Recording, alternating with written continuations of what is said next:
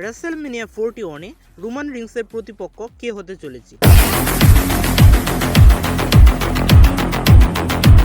Royal রাম্বলে রয়েছে বাকি আর মাত্র 15 দিনের মতো এবং রেসেলমেনিয়ার বাকি রয়েছে প্রায় 2 থেকে 3 মাস। তো এখন পর্যন্ত রোমান রিংসের সাথে ঘটে যাওয়া কিছু স্টোরি অনুযায়ী বোঝা যাচ্ছে যে রোমান রিংসের বিপরীতে থাকতে পারে CM punk, Seth ফ্রিকেন Rollins, ড্রু McIntyre এবং কি দ্য রক, কোডি রোডস, এছাড়াও থাকতে পারে সোলো সিকাও। তো আমি যে 6 জনের নাম নিয়েছি সেই 6 জন থেকে হয়তো যে কোনো একজন থাকতে পারে রোমান রিংসের প্রতিপক্ষ রেসেলমেনিয়া 41-এ। তো রোমান রিংস যদি রয়্যাল রাম্বল 2025 সালে জয়লাভ করতে সক্ষম হয় তাহলে তো সে অবশ্যই কোডি রোডসের বিপরীতে খেলতে পারবে। তো 2025 সালে মানে এই বছর মনে হচ্ছে রোমান রিংস জয়লাভ করা কিছুটা সম্ভাবনা রয়েছে, যদিও জন সিনা এবং কি সিএম পাঙ্কের সম্ভাবনা বেশি রয়েছে, তারপরে রয়েছে রোমান রিংসের জয়লাভ করার।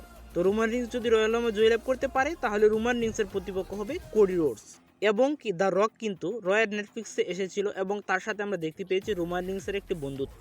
তো রয়্যাল রাম্বলে অথবা সামনের দিনগুলোতে যদি আমরা দ্য রকের সাথে কোনো একটি ফিউড দেখতে পাই রোমান রিংসের, তাহলে অবশ্যই আমরা রেসেলমেনিয়া 41-এ গিয়ে রোমান রিংস ভার্সেস দ্য রকের ম্যাচও দেখতে চলেছি। অথবা সিএম পাঙ্কের কিন্তু একটি টুইস্ট বাকি রয়েছে যেটা বলেছিল পল হেমনকে সাথে নিয়ে। তো এমনটা হতে পারে সিএম পাঙ্ক এবং কি Roman Rings face to face হয়ে গেল রয়্যাল রাম্বলে এবং কি একজন অপরজনকে এলিমিনেট করে দিল রয়্যাল রাম্বল থেকে।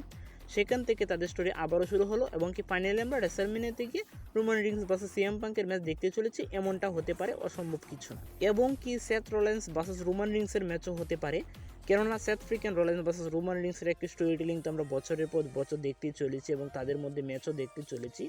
তো রেসেলমেনিয়া 41-এ গিয়ে হয়তো আমরা রোমান রিংস এবং সেথ রোলিন্সের মধ্যে আরও একটি ম্যাচ দেখতে চলবো 2025 সালের দিক দিয়ে। এবং কি ড্রু ম্যাকইন্টায়ার আবার ব্যাক করার পরপরই আমরা দেখতে পেয়েছি রোমান রিংসের সকল ব্লাড লাইন মেম্বারদের উপর সে অ্যাটাক করতে শুরু করে এবং ফাইনালি আমরা শেষ পর্যন্ত দেখতে পাবো রোমান রিংসের উপর গিয়ে ড্রু ম্যাকইন্টায়ার অ্যাটাক করতে পারে এবং কি সেই স্টোরি অনুযায়ী আমরা হতে পারে রোমান রিংস ভার্সেস ড্রু ম্যাকইন্টায়ারের মধ্যে একটি ম্যাচ দেখতে পেলাম রেসেলমেনিয়া 41-এ।